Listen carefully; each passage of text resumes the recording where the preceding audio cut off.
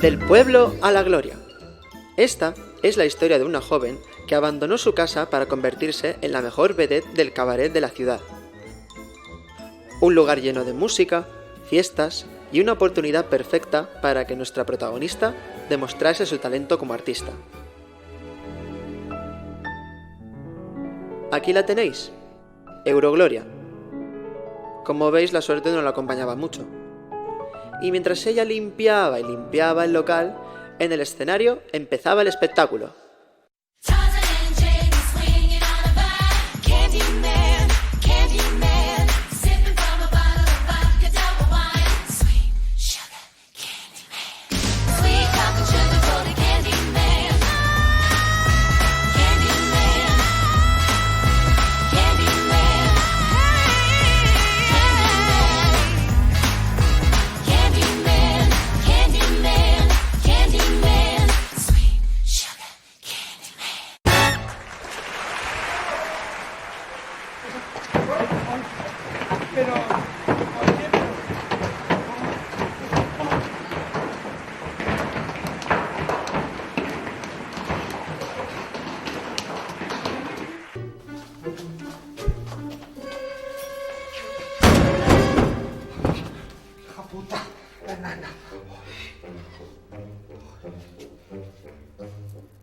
La vida del cabaret se dividía entre el escenario, los camerinos, las amigas de la infancia y los clientes, entre los que cada noche las artistas buscaban al hombre de su vida, o lo que es lo mismo, al chulazo de la sala.